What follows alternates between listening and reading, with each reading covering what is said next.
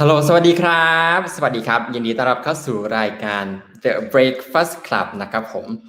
โหตอนนี้คนดูเยอะมากใน Facebook ตอนนี้มี2,000 3,000คนแล้วสวัสดีครับผมขอโทษให้รอนานนะครับผมพอดีเรามีการเตรียมอาหารเช้านิดนึงให้สมกับรายการ The Breakfast Club นะครับก็สวัสดีทั้งแฟนๆคนไทยนะครับผมในทั้ง Facebook แล้วก็ YouTube ของ The Standard Pop นะครับผมตอนนี้คุณอยู่กับรายการ The Breakfast Clubรายการที่จะพาคุณไปรู้จักแง่มุมและตัวตนของคนในวงการ pop culture ผ่านการทานอาหารมื้อเช้าครับผมวันนี้เรามีแปลกนิดนึงคือนี่เป็นครั้งแรกของการไลฟ์ของรายการ Breakfast Club ของเรานะครับผมปกติเราจะออกไปการอ่านเช้าที่ร้านอาหารแล้วก็พูดคุยกับแขกรับเชิญของเราแต่วันนี้เนื่องด้วยสถานการณ์ในวันนี้นะครับผมก็เรามาเจอกันรูปแบบไลฟ์เป็นครั้งแรกนะครับผมซึ่งวันนี้เราไม่ได้มาคนเดียวเราจะมีโคโฮสซึ่งถ้าใครเป็นแฟนคลับของบิลกินแล้วก็พีพีเนี่ยน่าจะรู้แล้วว่าผู้ชายคนนี้แขกรับเชิญคนนี้โคโฮสของเราคนนี้มาเจอบิลกินพีพีบ่อยมากนี่เป็นครั้งที่4แล้วที่เขาจะได้มาสัมภาษณ์บิลกินพีพีกับเรานะครับผมเพื่อไม่ให้เป็นการเสียเวลาขอต้อนรับคุณอรันหนองพลได้เลยค่ะสวัสดีครับสวัสดีครับสวัสดีโอ้โหสวัสดีแฟนของ The Breakfast Club Live ขออนุญาตฝากเนื้อฝากตัวเราสลับฟังกันหน่อยตอนนี้มีอยู่ประมาณ 5,300 กว่าคนเราไม่รอช้าดีกว่าคนเริ่มต้นเราเรียนเชิญแขกเลยไหมเพราะว่าแขกเราคือรอที่จะกินข้าวในรายการของเราจนหิวมากตอนนี้น่าจะหิวมากเหมือนกันตอนนี้ข้าวชืดไปหมดแล้วนะคะนี่ขอเสียงปรบมือต้อนรับอยู่ที่บ้านปรบมือกันได้นะครับบิลกิ้นและพีพีครับเขากินอยู่จริงๆด้วยจริงแป๊บนึงนะครับปิดมาอยู่สวัสดีครับสวัสดีบิวตี้และ สวัสดีครับ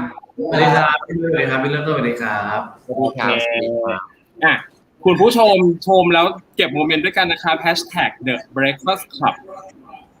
XBKPP นะครับครับผมเริ่มเลยเราไม่รอช้าเพราะว่าเราขัดห้องทางเทคนิคมาสักพักนึงเลยครับมาก็คือวันนี้นะครับเราจะมาคุยกับบิลกินพีพีที่จริงเราคุยกับบิลกินพีใน The Standard Pop เนี่ยครั้งที่4แล้ววันนี้เราก็เลยอยากรู้แบบไลฟ์สไตล์ของบิลกินพีพีในวันปกติผ่านการอาหารมื้อเช้าแล้วก็อีกอย่างหนึ่งที่เราจะมาคุยวันนี้ก็คือซีรีส์แปลรักฉันด้วยใจเธอซึ่งจะออนแอร์ตอนแรกวันเวลา 20:00 นแล้วครับผมเอางี้ดีกว่าอยากรู้คำถามแรกดีกว่าบิลกินกับพีพีคำว่า breakfast คำว่าเช้าของทั้งสองคนคือกี่โมงเที่ยงฉันพิมพ์เที่ยงร้านชับไม่ใช่ breakfast อันนี้เป็นร้านแล้วนะครับร้านแล้วแบบจะนอนโรงแรมไปเที่ยวอะไรไม่เคยได้กินเลยครับบิลกินนะครับก็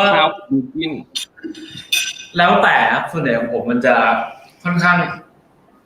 คือถ้าเกิดว่าเช้าเนี่ยคือเช้าเลยไปทำงานออกกองอะไรเงี้ยครับก็จะ5:00 6:00 นอะไรอย่างนี้แต่ถ้าเกิดว่าเป็นเช้าแบบชีวิตวันหยุดก็เที่ยงเหมือนกันครับเที่ยงเหมือนกันจะไม่มีตรงกลางมีแต่เช้ากับมาเที่ยงเลยอะไรอย่างเงี้ยแล้วปกติตื่นเช้าแบบกินอาหารเช้าอะไรอย่างเงี้ยครับแบบเวลาตื่นขึ้นมาปุ๊บแบบเริ่มต้นวันยังไงวันปกติของเราทั้งสองคนส่วนใหญ่ผมไม่กินอาหารเช้าคือถ้าไปออกกองเช้าก็จะไม่ได้กินอาหารเช้าส่วนใหญ่ก็จะกินกาแฟอะไรอย่างเงี้ยครับนอกจากว่าวันที่ออกกำลังกายถ้าเกิดว่าสมมติผมออกกำลังกาย10:00 น 11:00 นอะไรเงี้ยต้องกินอาหารเช้ามันไม่มีแรงแต่ถ้าไม่ออกกำลังกายก็ไม่กินก็เข้าเที่ยงเลยอะไรเงี้ยครับแล้วพี่พีครับเป็นตอนเช้าใช่ไหมครับก็ที่จริงก็ผมที่จะตื่นมาแล้วต้องกินเลยนะครับคือต้องกินกาแฟแก้วหนึ่งแล้วก็กินอาหารเช้าอะไรก็ได้ครับอย่างนึงเพราะว่าไม่งั้นพี่ขี้ไม่ออกปกติชอบกินกาแฟอะไรกันนะแบบอเมริกาโน่หรือว่าแบบกาแฟนมอะไรอย่างเงี้ยของเราชอบกินอเมริกาโน่ใส่โค้กโชว์เสื้อด้วยอเมริกาโน่ครับชอบกินอเมริกาโน่ส่วนใหญ่กินเมนูกาแฟกินแต่อเมริกาโน่บิลกินล่ะของผมจริงๆผมกินกาแฟ ที่เป็นกาแฟผสมน้ำกินหมดครับอเมริกาโน่ก็กินเวลาส่วนใหญ่จะกินเวลาอยู่ข้างนอกอะไรเงี้ยครับหลังๆก็มีชงบ้างแล้วก็จะกินพวกเป็นโพลเวอร์ครับก็คือพวกดริปหรือว่าเป็นแอโรเพรสอะไรอย่างเงี้ยครับแต่ว่าจะเป็นกาแฟน้ำหมดไม่กินกาแฟนมครับซึ่งในซีรีส์แปลรักฉันด้วยใจเธอเนี่ยพาร์ท 1มันจะเป็นแบบช่วงเวลาพระอาทิตย์ตกเย็นส่วนซีรีส์พาร์ท 2ก็จะเป็นเวลากลางคืนใช่ไหม I Promise You the Moon อยากรู้ว่าทั้งสองคนเนี่ยเป็นคนกลางวันหรือกลางคืนหรือว่าชอบเวลาไหนของวันมากที่สุดจริงๆเป็นคนทั้งกลางวันกลางคืนก็เป็นคนตลอดนะไม่เคยแบบกลางคืนแปลงร่างเป็นหมาป่าไม่ใช่ครับไม่ใช่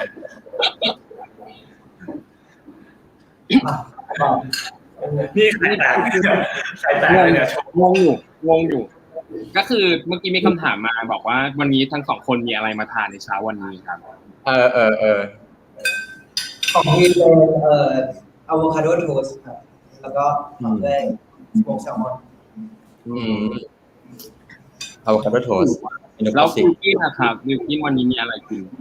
ของผมเป็นใช่ไหมเมดิกครับใช่เมดิกเบคอนเปลี่ยนจากแฮมเป็นเบคอนนี่เกรงใจนะถ้าไม่เกรงใจจะเป็นพวกไข่เจียวไชโป๊ใบปอข้าวต้มอะไรอย่างเงี้ยครับตามสไตล์แบบม่าที่บ้านกินประจำเป็นคลาสสิก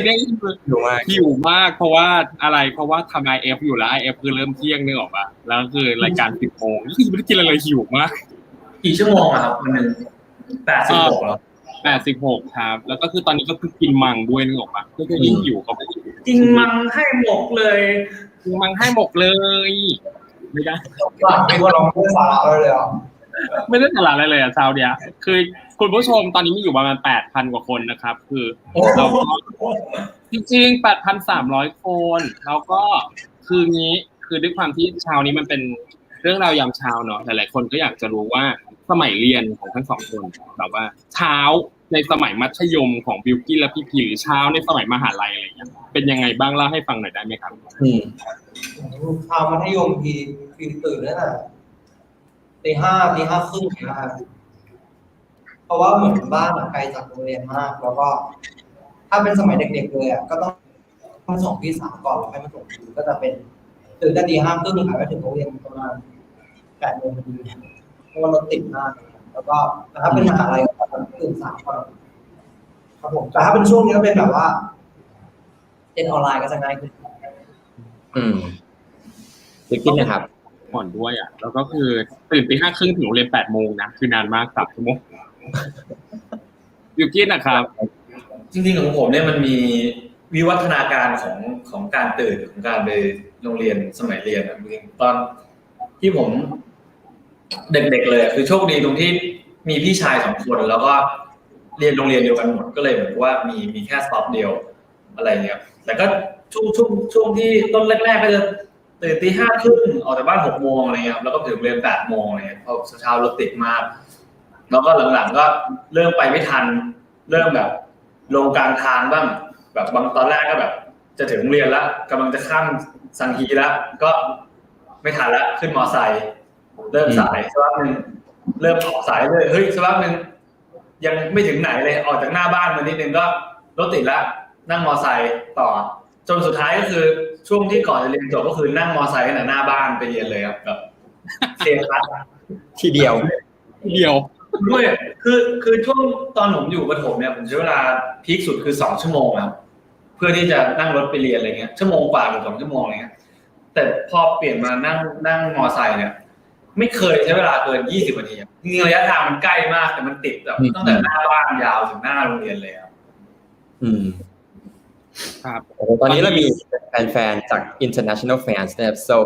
we are going live with Bilkin PP say hi to international fans out there we live with the Breakfast Club today okay hi international fans I'm Bilkin and I'm now having an egg Benedict for my breakfast and PP ครับอันนี้คือทางไทย international fan ใช่ไหมครับต่อให้คุณพีนะครับก็meeting breakfast at the breakfast club ครับผมน่ารักตอนนี้แฮชแท็กเราอันดับ 1นะครับแล้วก็คนดูอยู่ 9,044 คนนะครับคนเยอะมากเลยสวัสดีทุกคนด้วยนะครับ ขอบคุณครับ โอเคตอบเริ่มต้น มาคือซึ่งรายการของเราตั้งแต่ออกมาประมาณ 6-7 เทปเนี่ยมีแขกรับเชิญของเราคนหนึ่งที่เคยไปออกรายการของเรานะซึ่งก็คือพี่บอสนฤเบศกุโนร่วมกับแปลรักฉันภาค 1เนาะแล้วก็ในคลิปสัมภาษณ์เขาได้พูดถึงทั้งสองคนด้วยซึ่งเราไม่ได้ออกอากาศเทปจริงเราจะเอามาออกอากาศในวันนี้นะครับผมก็เราจะมีเซอร์ไพรส์ให้ทั้งคู่ดูแล้วก็เป็นส่วนหนึ่งที่พี่บอสเนี่ยพูดกับภาค 1พูดถึงทั้งคู่นะครับเอาเลยเหรอเราเปิดคลิปเซอร์ไพรส์เลยเหรอถูกไหมไม่ได้ผมจะกลับเลยผมเพราะผมจบเบรกฟาสต์ของผมเรียบร้อยแล้วอย่าเพิ่งโอเคครับขอต้อนรับแขกพิเศษของเรานะครับพี่บอสครับเย้เราจะมีอยู่ในนี้ด้วยเหรอเราจะให้พี่บอสเนี่ยช่วยอธิบายคำที่เราบอกเป็นสิ่งแรกที่ขึ้นมาในหัวเลยโอเคแบบมันถามเร็วตอบเร็วเหรอเล่นเกมเหรอโอเคมั้ยเป็นเกมแบบเลยสั้นๆอะไรอย่างเงี้ยโอเคพีเปรี้ยวพี่ว่าพีมีความเฉพาะตัวคือเขาเป็นตัวของตัวเองสูงคือเขาแบบอย่างที่ทุกคนเห็นแหละคือเขามีความเป็นตัวของเขาแล้วเขาก็มั่นใจในสิ่งที่เขาเป็นทั้งแบบทัศนคติของเขาการแต่งตัวหรือความมั่นใจวิธีการใช้ชีวิตของเขาอะไรเงี้ยมันเหมือนเป็นแรงบันดาลใจให้พี่เหมือนกันนะพี่เหมือนเป็นโมเดลที่แบบเฮ้ยจริงๆเรามั่นใจแบบเขาได้ซึ่งพี่รู้สึกว่าพี่ได้กลิ่นเปรี้ยวๆจากเขาไม่ได้กลิ่นเหม็นนะกลิ่นแบบกลิ่นแซ่บกลิ่นเปรี้ยวอะไรเงี้ยโอเคบิลกินอิโมชั่นอลบิลกินเป็นคนที่แบบว่าคือเขาเป็นคนรู้สึกเยอะเขามีคนที่แบบมีก้อนพลังงานข้างในเยอะซึ่งพี่ว่าพ่วงกับหลายๆคนที่ถ้าได้มีโอกาสทำงานกับน้องก็อาจจะชอบเพราะน้องมีพลังอารมณ์แบบเยอะเช่นแบบกินร้องไห้แล้วจริงเหรอขนาดนั้นเลยกอดบิลกิ้นเก่งมากลองคือมันเหมือนแบบการสัมภาษณ์ความส่งต่อความรู้สึกดีๆให้กันพี่ว่าเป็นแบบ emotional sensitive หรือแบบกินแบบนี้ไม่ดีเลยนะแบบมึงต้องไปทำมาใหม่เครียดเนี่ยมันเหมือนอารมณ์มันกระตุ้นตลอดอะไรเงี้ยซึ่งแบบเอ็นดูเย้ไม่ได้ทำนะครับเริ่มที่พีก่อนคือพอพี่บอสพูดถึงเราด้วยคำว่าเที่ยวเนี่ยคือมันต้องรู้สึกยังไงนะเห็นตอนแรก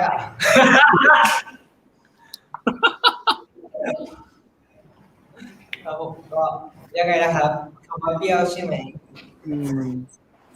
รู้สึกยังไงที่พี่บอสพูดถึงอีพีแบบนี้ก็รู้สึกก็ไม่รู้เหมือนกันเรายังไม่รู้เลยว่าเราเป็นคนเปรี้ยวนะที่จริงก็ปกติเลยครับแต่ว่าก็อย่างที่พี่บอสบอกแล้วว่าพี่มีความคิดเป็นของตัวเองสูงไงเปรี้ยวในที่อาจจะแบบว่าแปลว่ามั่นใจที่ไม่ใช่กลิ่นเปรี้ยวเหมือนที่พี่บอสบอกมันคือไม่ใช่ก็อาจจะเป็นเพราะว่าพี่กับพี่บอสคล้ายๆกันด้วยมั้งหมายความว่าแบบความชอบอะไรแบบอะไรหลายๆอย่างมันเหมือนกันที่จริงพี่บอสส่วนหนึ่งทำให้พี่มั่นใจมากขนาดนี้ว่าถ้าไม่มีพี่บอสก็รู้สึกว่าพี่คงไม่มีพี่วันนี้แบบว่าพี่คงไม่ได้มั่นใจน่ารักแล้วบิลกินนะครับได้ยินพี่บอสพูดถึงพีด้วยคำว่าเปรี้ยวเนี่ยอันนี้คือเห็นด้วยหรือไม่เห็นด้วยเห็นด้วยครับเห็นด้วยเขาบางทีเขาไม่อาบน้ำมามันก็มีบ้างอะไรอย่างเงี้ยไม่ใช่เราเล่นเป็นมุกนะครับก็จริงๆก็ผมว่าใช่ในพีเขาเป็นคนที่มีความมั่นใจในตัวเองสูงแล้วก็มีความเป็นตัวเองคือผมว่าเขาชัดเจนดีหมายถึงเวลาเขาจะเอาเขาไม่เอาหรือเขาทำหรือเขาไม่ทำอะไรเงี้ยเขาชัดเจนแล้วก็ผมรู้สึกว่ามันทำให้ผมอยากมีสิ่งนี้เหมือนกันนะเรารู้สึกว่าถ้าเกิดว่าเราเป็นคนที่ชัดเจนกับชีวิตของเราได้มันจะทำให้เรารู้สึกว่าเราไปต่อโดยที่เราจะไม่ลังเลครับครับโอเคDP อะครับพี่บอสพูดถึงบิลกินว่าบิลกินแบบ emotional เลยเรารู้สึกยังไงบ้างคิดเห็นเหมือนกันกับพี่บอสไหม เขาก็เป็นคนemotionalนะหมายความว่าเขาก็เป็นคนที่รู้สึกเยอะเขารู้สึกอะไรส่วนใหญ่เขาเป็นคนชอบเก็บมากกว่าเขาเลยมีก้อนความรู้สึกตรงนั้นเพราะว่าอย่างที่เนี่ยเขาจะเป็นคนชอบเก็บเรื่องเล็กๆน้อยๆอะไรอย่างเงี้ยเขาพูดนะเหมือนจะเป็นคนพูดมากแต่ก็พูดมากนะ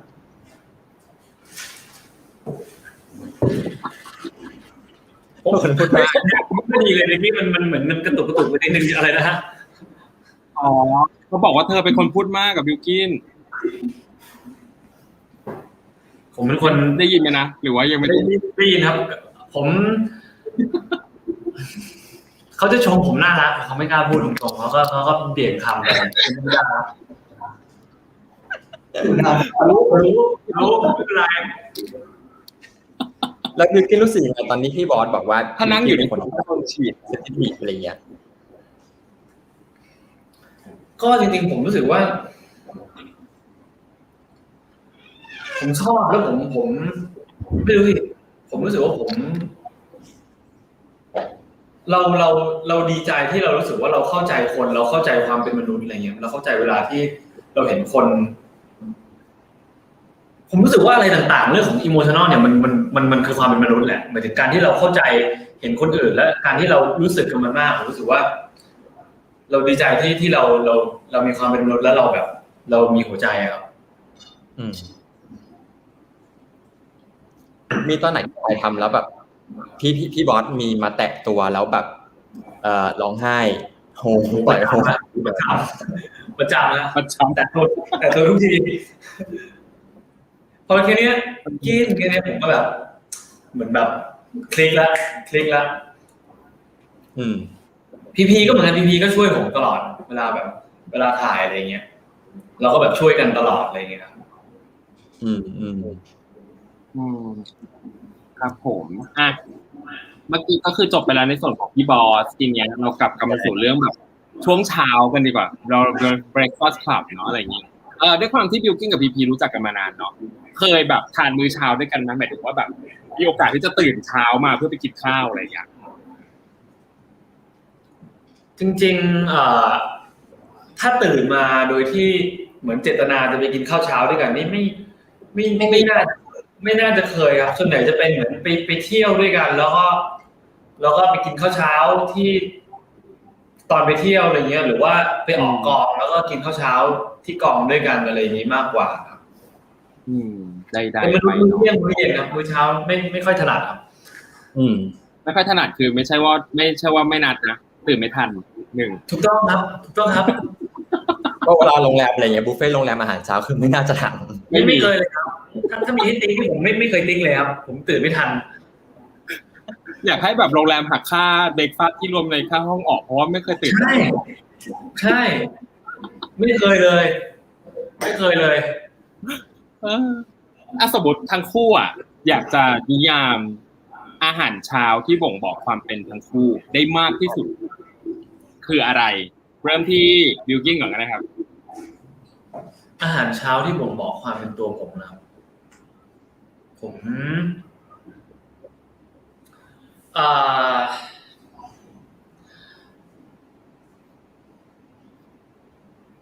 ไข่เจียวไชโป๊ครับไข่เจียวไชโป๊ผัดด้วยกันหรือว่าแยกกันเป็น2จานเฮ้ยมันต้องรวมกันนะเป็นไข่เจียวที่โอ้เพราะว่าเป็นคนหวานอยู่ข้างในครับอยู่ในไข่หวานอยู่ในไข่เฮ้ยคือพี่ส่งมาเร็วก็อย่างนี้แหละผมคิดไม่ทัน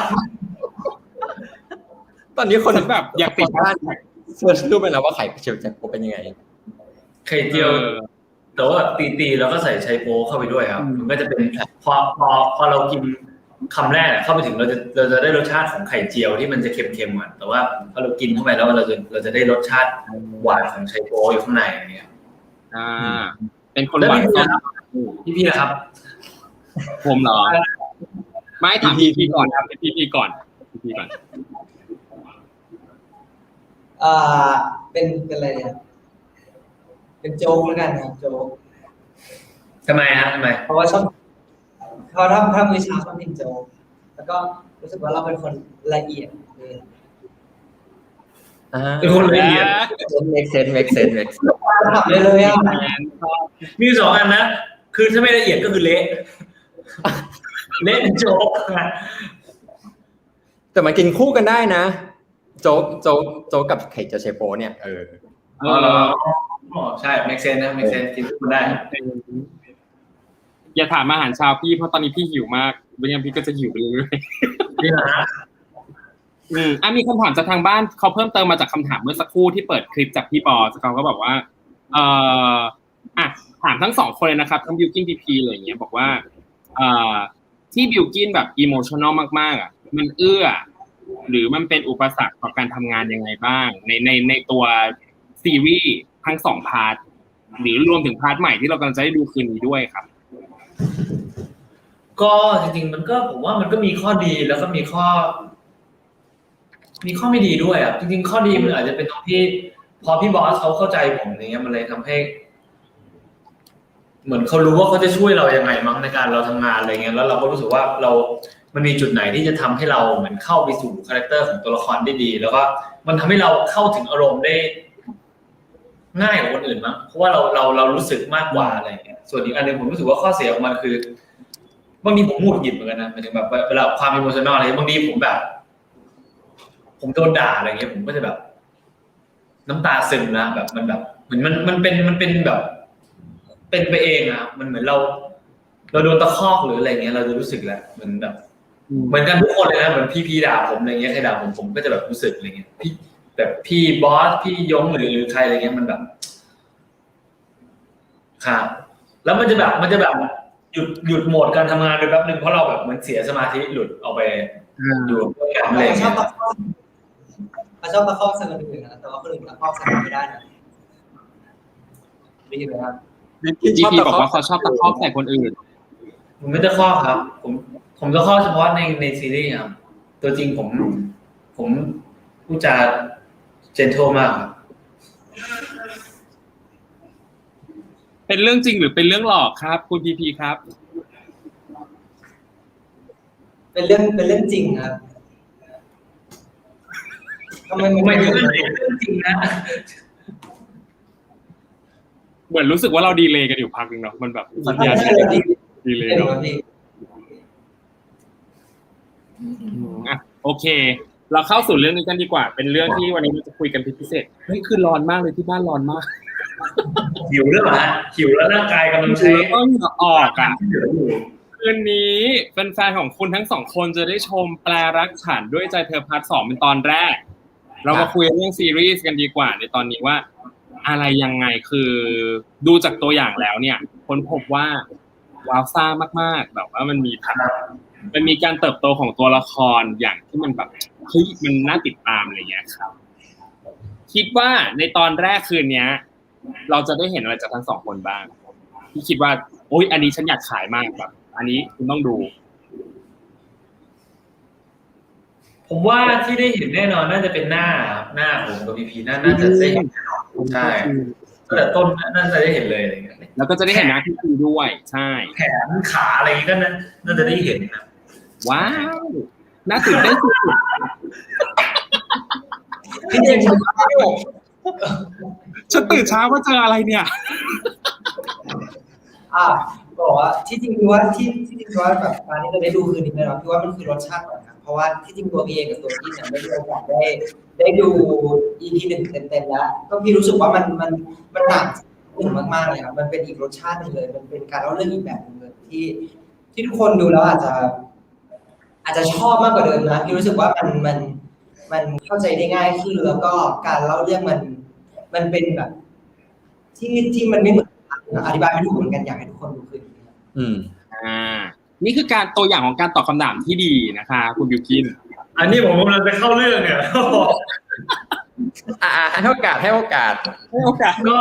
จริงๆไปแล้วฉันได้เจอในพาร์ท 2สิ่งที่ได้เห็นผมรู้สึกว่าอย่างแรกเลยคือในเรื่องของความสัมพันธ์ตัวเต๋อโอเอ๋วเนี่ยก็คือเริ่มจากการเป็นแฟนกันแล้วอะไรเงี้ยผมรู้สึกว่าการ coming of age หรือว่าปัญหาหรือเรื่องราวที่ซีรีส์จะเล่าเนี่ยมันก็จะเป็นเรื่องที่ของคนที่เป็นแฟนกันแล้วข ของคนที่เป็นแฟนกันเป็นเด็กมาจากต่างจังหวัดมาอยู่ในกรุงเทพแล้วก็สิ่งที่ได้เห็นก็น่าจะเป็นความเป็นกรุงเทพความเป็นเด็กมหาวิทยาลัยอะไรเงี้ยครับการเพิ่งเข้ามหาลัยใหม่ๆการเขาเรียกว่าช่วงปรับตัวเข้าสู่สังคมใหม่แล้วก็คือขอเท้าความไปจริงๆผมว่าช่วงมัธยมไปสู่ช่วงมหาลัยมันเป็นจุด turning point ใหญ่ของชีวิต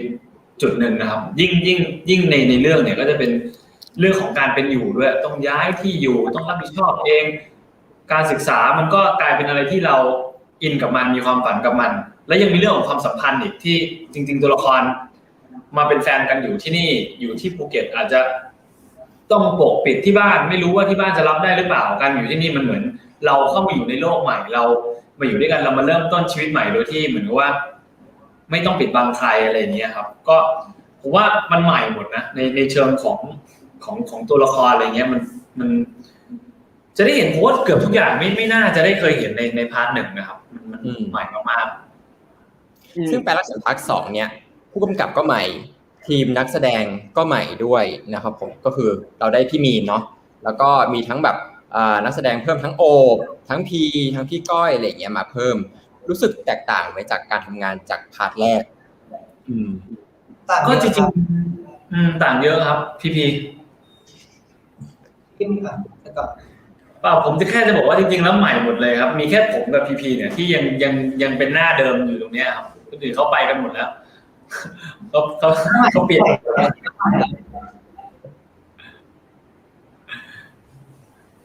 ก็จริงๆผมรู้สึกว่าจริงๆแปลรักฉันด้วยใจเธอพาร์ท 1กับพาร์ท 2อย่างที่บอกผมรู้ว่ามันเป็นเหมือนกับซีรีส์คนละเรื่องกันเลยครับมันเหมือนเราเริ่มโปรเจกต์ใหม่เราก็ได้เจอผู้กำกับใหม่เจอนักแสดงใหม่เจอทีมงานใหม่ทีมกล่องทีมไฟทีมอาร์ตอะไรอย่างเงี้ยก็ที่เดิมก็ยังมีทีมเสื้อผ้าที่ตามมาแล้วก็มีทีมช่างมีพี่เพลินช่างหน้าอะไรที่เหมือนยังตามมาช่วยอยู่อะไรเงี้ยก็ผมว่าไม่ใช่แค่การทำงานกับนักแสดงที่ใหม่แต่ทุกอย่างในการทำงานบทหรือว่าความท้าทายของซีรีส์มันใหม่หมดครับพี่พีครับอีบอกแป๊บนึงได้ป่ะครับตอนนึงนะคือตอนนี้คือทางบ้านบอกว่าเสียงพีเบามากเลยไม่ค่อยได้ยินครับตอนต่อเก็บเข้ามาได้นะใช่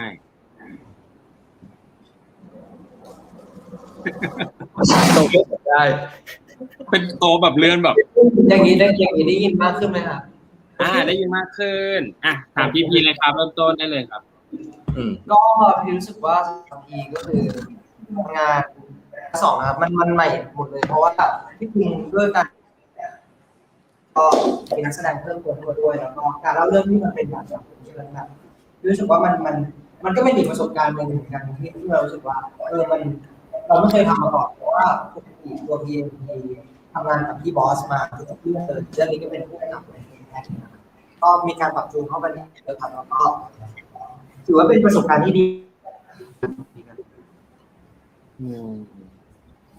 ตอนแรกพี่ก็อาจจะคิดว่ามันเป็นเรื่องของการที่ EP นั่งไกลแต่ความจริงอาจจะเป็นเรื่องของอินเทอร์เน็ตพี่ขอโทษจริงๆคือมันดีเลย์กันแบบตอนนี้คือเรา4คนดีเลย์กันมากเลยแบบมันแบบเช้านี้เน็ตเป็นไรกันก็ไม่รู้แบบที่นี่ก็ดีเลยครับมันกระตุกเหรอไม่ได้นะไง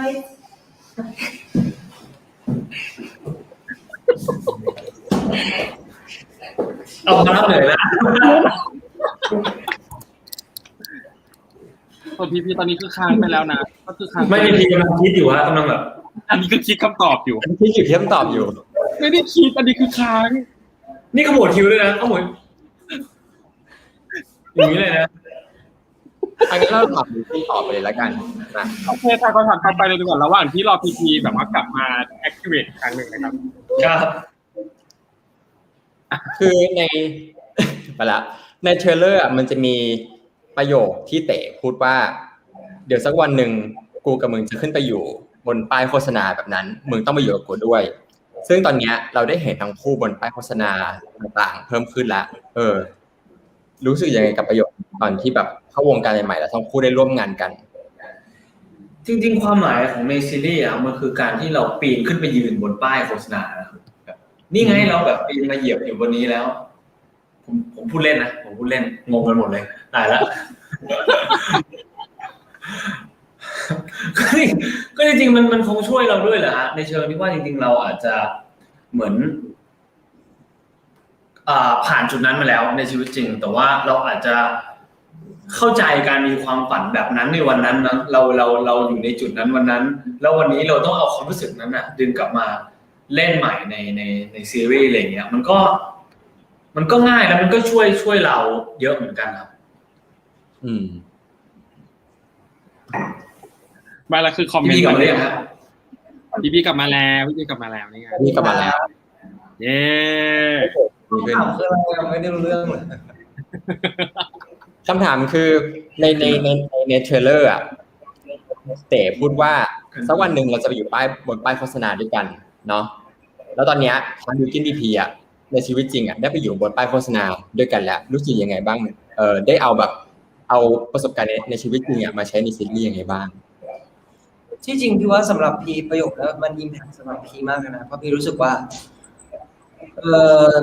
ตัวพีกับกินเองเราเคยได้พูดเรื่องนี้กันเหมือนกันเคยได้แบบว่าเรื่องนี้มาด้วยกันด้วยสำหรับพีเลยรู้สึกว่ามันอิมแพคสำหรับพีมากเวลาพีพูดถึงพีจะนั่นแหละ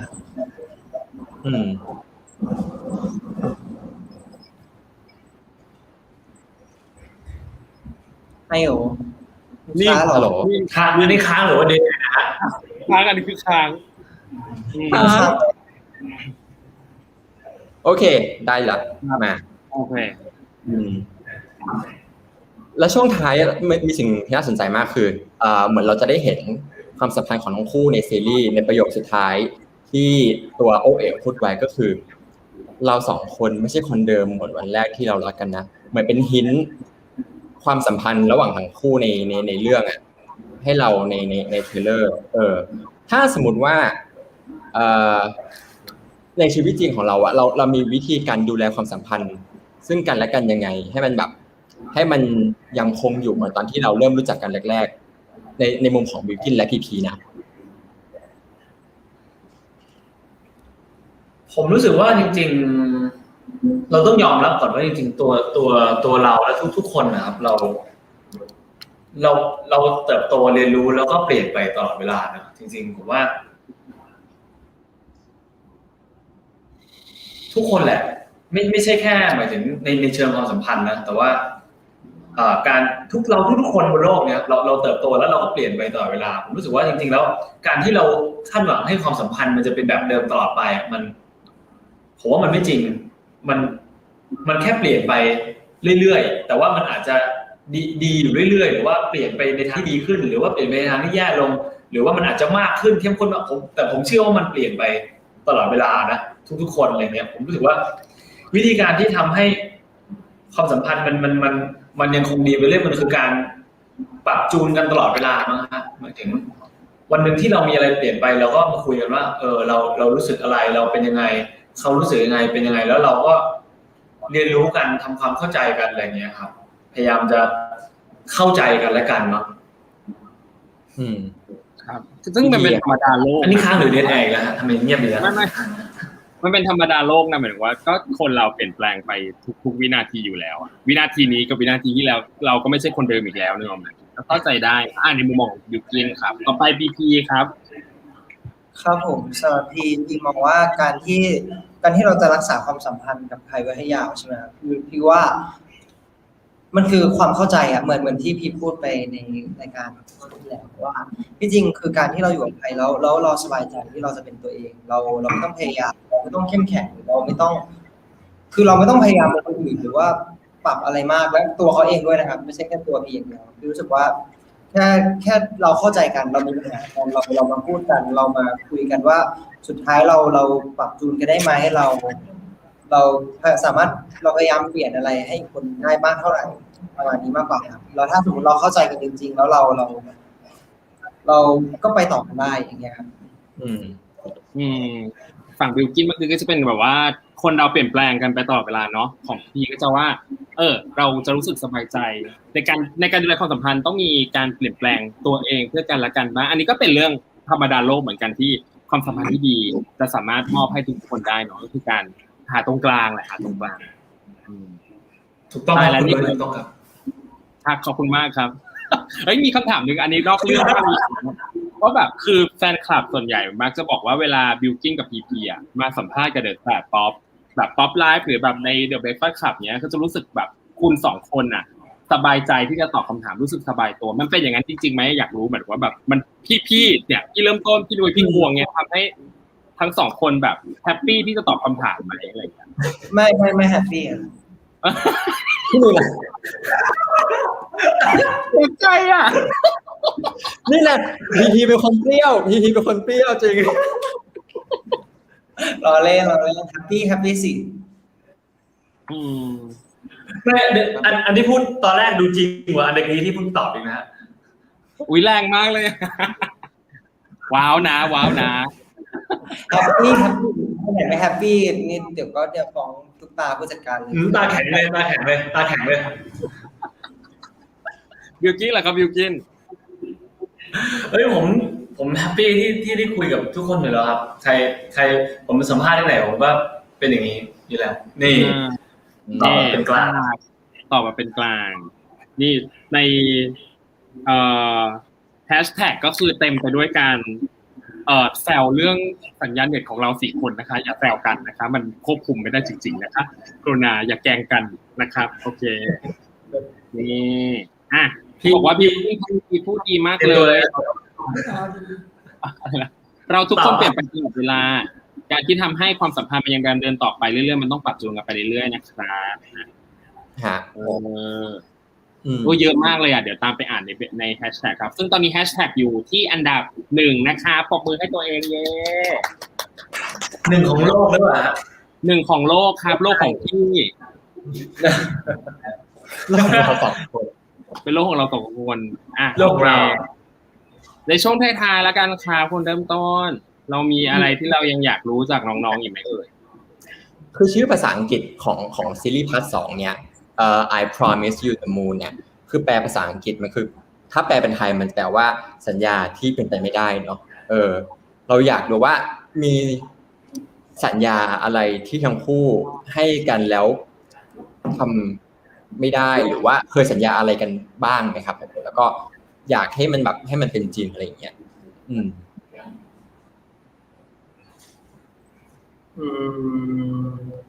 อันนี้คือคิดนะคะไม่ใช่ว่าเด็ดค้างอันนี้คือคิดอยู่แป๊บนึงครับเย็นฮัลโหลได้คิดอยู่ฮัลโหลครับฮัลโหลบิวกิ้นหายไปแล้วเหรอฮัลโหลครับผมมันกระตุกครับขออีกทีได้ไหมครับทำไม่ค่ะขอเบิกคำถามใหม่ค่ะคุณเริ่มต้นทำไมขอโทษครับพี่ขอโทษทีเดี๋ยวถามมุกกระตุกอีกคำถามมีอยู่ว่าชื่อตอนของพาร์ท 2เนี้ยคือ I promise you the moon ซึ่งแปลเป็นไทยว่าสัญญาที่เป็นไปไม่ได้เนาะใครจะสัญญาเอาพระจันทร์มาให้เธอเนาะเราอยากรู้ว่าทั้งคู่เคยให้สัญญาอะไรกันแล้วยังทำไม่ได้กำลังทำอยู่หรืออยากทำสัญญานั้นเนี่ยให้มันเป็นแบบรักษาสัญญานั้นจริงๆผมเคยสัญญาเขาว่าผมจะวันหนึ่งผมจะยอมให้เขามีใบหน้าที่ดีกว่าผมหน้าตาที่ดีกว่าผมทำไม่ได้จริงทุกวันนี้ผมก็ยังหล่ออยู่ผมหนักใจคือไม่ได้จริงนะพี่ไม่ง่าย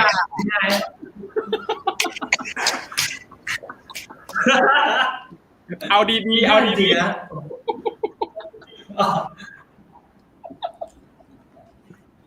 ขอนึกก่อนนะให้พี่ดีตอบก่อนโอเคพี่ลองตอบก่อนได้ครับสัญญาครับที่จริงพี่สัญญาเพราะว่าไม่ว่าจะอะไรจะเปลี่ยนไปหรอกไม่ว่าจะเกิดอะไรขึ้นพี่สัญญากับเขาว่าพี่จะหวังดีกับเขาเสมอแล้วก็จะคอยเป็นคนที่คอยซัพพอร์ตเรื่อยๆทำไม่ได้แสดงว่าผมว่านี่สัญญาที่ทำไม่ได้แสดงว่าตอนนี้บอกลายแล้วสิไม่หวังดีแล้วนี่เขาไม่ถามว่าสัญญาที่คนพูดใช่ต้องถามหรือเปล่า เขาบอกว่า คำถามเป็นสัญญาที่ทำไม่ได้ครับพี่พี ตอนคำถามหรือเปล่าเนี่ย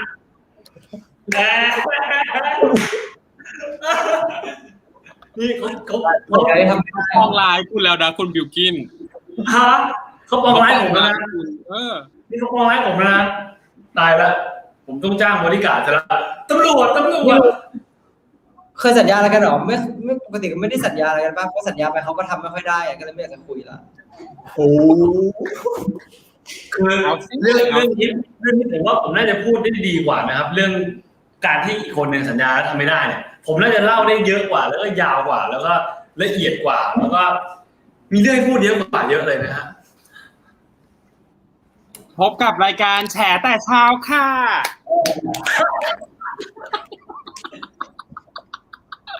ซึ่งเดี๋ยวเขาสัญญา แซวเล่นนะ ตอนแรกแต่เดี๋ยวเขาสัญญาอะไรกันแล้วทำไม่ได้เดี๋ยวเราจะได้ดูกันในแปลรักฉันด้วยใจเธอพาร์ท 2คืนนี้ฉันยิงเข้าซีรีส์เจ๋งฉันพูดเลย ถูกต้อง ช่วงในท้ายแล้วครับเหลือเวลาประมาณ4นาทีนะครับ ก็เอางี้ดีกว่า เราไม่ฝากผลงานแล้วกันบอกว่า5ตอนเหตุผลที่ผู้ชมทุกคนจะต้องดูแปลรักฉันด้วยใจเธอพาร์ท 2คืออะไรให้ขายได้เต็มที่เลยครับ เริ่มที่พี่พีแล้วกันครับ ก็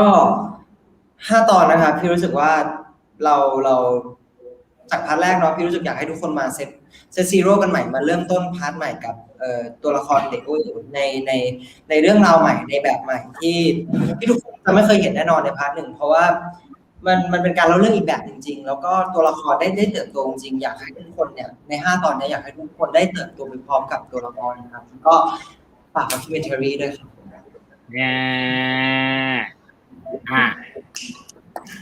บิวกินคุยกับแม่ซื้ออยู่บิวกินคุยกับแม่ซื้อ ผมเช็คอยู่ว่ามีอะไรที่แบบพูดได้บ้างอะไรอย่างเงี้ย โอเค จริงๆเรื่องนึงที่ผมอยากพูดคือจริงๆสิ่งที่จะได้จากการดูซีรีส์5ตอนนี้ผมว่าจริงๆวิธีการเล่าของแปลรักฉันด้วยใจเธอพาร์ท 2เนี่ยมันคือจริงๆมันเป็น5 ตอน 5 ปีคือสิ่งที่เราจะได้เห็นคือความแตกต่างแน่นอนครับคือเราจะได้เห็นความแตกต่างชัดเจนเลยว่าปี 1เข้ามาอยู่กรุงเทพเรียนมหาลัยเป็นยังไงใช้ชีวิตยังไงเข้าปี 2แล้วเริ่มมีการเข้าภาคเรียนมีวิวัฒนาการยังไงหลังจากอยู่มาแล้วปี 1ปี 3ปุ๊บเริ่มเข้มข้นกับทางที่ตัวเองเลือกแล้วปี 4ปุ๊บเรียนจบแล้วก็อะไรอย่างเงี้ยคือมันเป็นซีรีส์แบบ1 ตอน 1 ปีอะครับผมเลยรู้สึกว่าเราได้เห็นอะไรที่มันไม่เหมือนกันเลยนะใน5 EP หมายถึงอย่างพาร์ทแรกแล้วมันอาจจะเป็นอะไรที่เหมือนกับว่าต่อเนื่องกันเป็นเส้นแต่อันนี้มันเหมือนเราดูแยกได้เลยเพราะมันเหมือนจริงๆมันต่อกันแล้วแต่ว่ามันเล่าเป็นปีละตอนอะไรเงี้ยเลยรู้สึกว่ามันใหม่ดีแล้วก็น่าจะได้เห็นความแตกต่างที่ชัดเจนในแต่ละปีวิวัฒนาการอะไรเงี้ยครับวิธีการเล่นหรือว่าอินเนอร์ก็จะต่างมากครับ5 ตอน 5 ปีเราจะได้เติบโตไปพร้อมกับตัวละครทั้งเต๋และโอเอ๋มนะครับวันนี้จริงๆมันค่อนข้างตื่นเต้นเหมือนกันนะแบบว่ารูปแบบรายการใหม่แล้วก็บิวกิ้นข้าวเร็วมากส่วนพีพีคือยังกินไม่หมดเลยจนถึงตอนนี้แล้วเฮ้ยนี่คือขนาดนี่ครับตอนเขาบอกผม พอจะมีพาร์ท 3ไหมถ้าสมมติถ้ามีพาร์ท 3อ่ะจะให้ชื่อว่าอะไรถ้าสมมติว่าตอนพาร์ท 1จะเป็นแบบ Sun เป็นI told sunset about you ภาคนี้จะเป็นแบบ I promise you the moon ภาค 3จะเป็นอะไรแบบปรากฏการณ์ธรรมชาติอะไรดีแบบ sunrise หรือว่าแบบInterstellar I go to the Mars I go to the Mars กับ Elon Musk นะคะเราจะมีแขกรับเชิญเมื่อเต๋และโอเอ๋วนั้นได้เทรดบิตคอยจนรวยและร่วมงานกับอีลอนมัสก์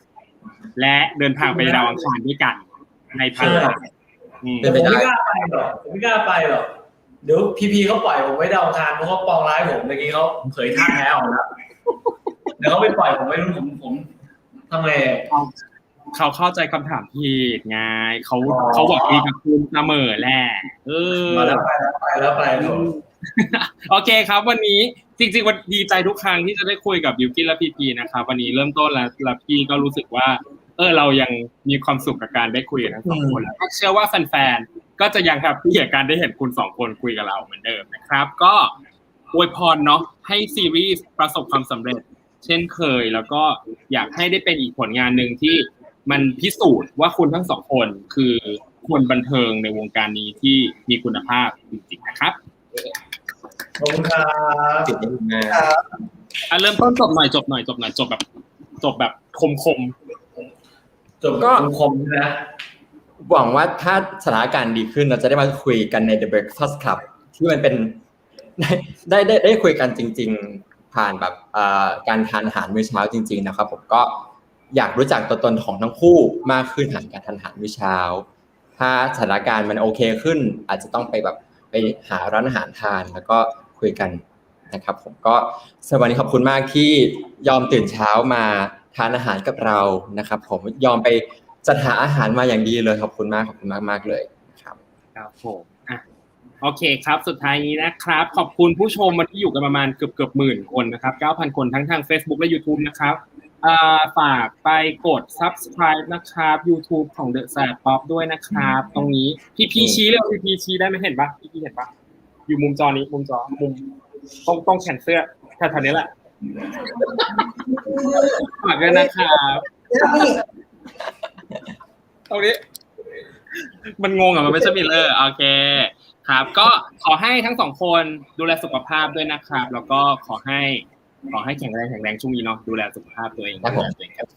แล้วก็2 ทุ่มนี้เจอกัน2 ทุ่มเจอกันใช่งั้นวันนี้ขออนุญาตกดลาดีมูวิกิและพีให้ได้ไปพักผ่อนก่อนนะครับขอบคุณมากๆนะครับไว้เจอกันใหม่นะครับขอบคุณครับเป็นไงบ้างคุณเริ่มต้นโบบามากโบบามากไม่รู้จะว่าแบบไม่รู้ว่าบิลกิ้นจะเป็นคนตลกขนาดเนี้ยฉันเคยเจอมา4 รอบแล้วก็คือเหมือนเดิมก็คือปั่นประสาทปั่นหัวฉันอยู่ตลอดเวลาตอบคำถามแบบเฮ้ยอะไรนะเอาจริงอันนี้อันจริงหรือเราเล่นอะไรอย่างเงี้ยเป็นเสน่ห์เขาแหละใช่เป็นเหตุผลที่เราเป็นแฟนชอบเขานะครับวันนี้ Breakfast Club Live มันเป็นบรรยากาศที่แตกต่างไปเนาะเพราะงั้นถ้าชอบกันก็พิมพ์คุยกันได้หรือคอมเมนต์รายการกันนะติด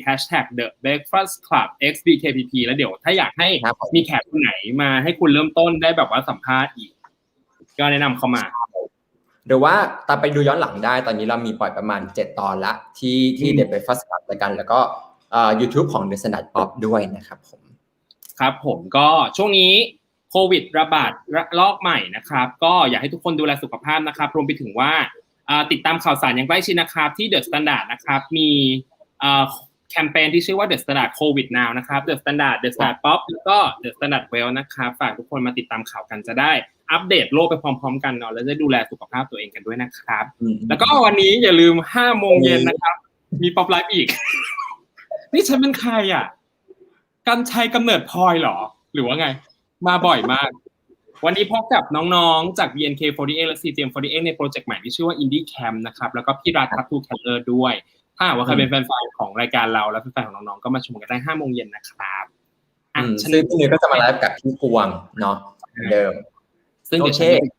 ฉันจะต้องไปหาอะไรกินแล้วฉันหิว